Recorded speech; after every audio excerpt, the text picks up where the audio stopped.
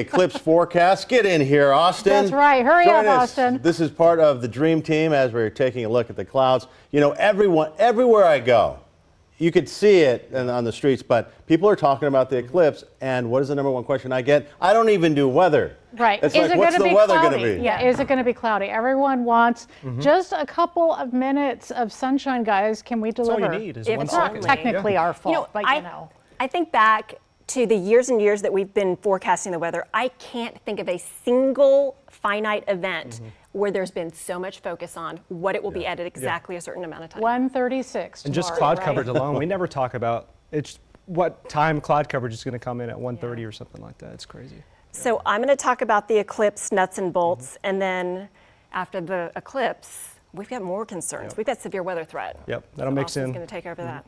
All right, so let's get started. First, we've got the eclipse just hours away. If only we could see the weather cooperate, right?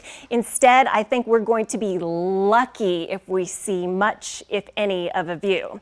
Here's where things stand right now. It's 70 degrees in place. We've got clear skies through the hill country and up to about I-35, and then some cloud cover down to the south and east. If this morning you were outside and you were noticing the conditions, the cold front came through about 6, 7 o'clock in the morning. Now that front has stalled and is lifting back to the north as a warm front. What that will in turn mean is we're going to see more humid air, more moisture, and more cloud cover roll in. So here's where things stand. The medium range computer models continue to show us overcast for the most part, with the luck for maybe a couple of breaks.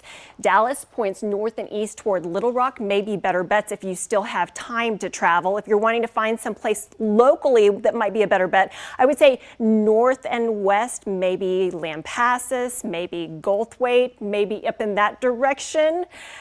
Here is the worst case scenario for our area.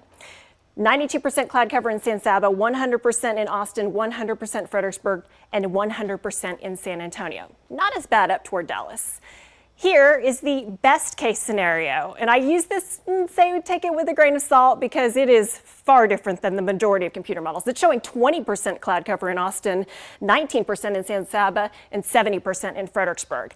I think we're going to see something kind of in the middle. Here is one of our latest high-res computer models, and it's suggesting that the cloud cover down to the south and east fills in. We're going to wake up tomorrow morning with a lot of cloud cover. If you see some glimpses of sunshine in the hill country, they may not last. They're probably going to fill back in. Here's a look at midday. A couple of spotty showers could be developing, and then we're going to continue watching as we see conditions start to become really cloudy, and it's going to be a tough bet to see much, if anything, in the way of breaks. But we will hope that we see something. Okay, and then the storms could start to fire. So here's where I think we'll be. High clouds from the Pacific, low clouds from the Gulf, some lucky breaks with a question mark. 90% cloud cover, 60% thickness. It's going to be a tough view.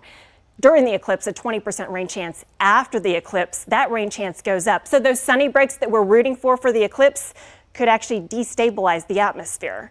Austin is taking a look at that and the severe weather threat that we're going to be dealing with. Yeah, that's the main concern when we had that warm front coming through. It's going to give us some instability, especially for those traveling back to wherever they came from. Looking at that severe risk going into the afternoon and the evening hours, that level 2 out of 5 risk for our northern counties, including a level 1 for the Austin metro. Now, the main threat will be large hail, maybe even very large hail, especially in that hatched area from northern Wilco extending all the way towards the Red River area, and then the rest of isolated storms could maybe carry some gusty winds and potentially an isolated tornado, but that's on a low threat. And we continue that threat, a pretty wide scale threat, unknown exactly where it's going to set up, but we could see the same conditions going in to Tuesday. So here's what we're expecting: rain and storm chance timeline, 50% chance of storms by Monday night, and then looking at widespread rain potentially early Tuesday morning, 80% chance by Tuesday night, and then maybe the last batch before front moves through as we go into the early morning hours for Wednesday.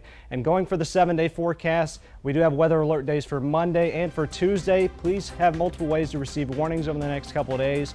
And then we're drying out, and I wish the eclipse was by the end of the week. It's looking beautiful with sunshine and temperatures in the 80s. We'll have more news after the break.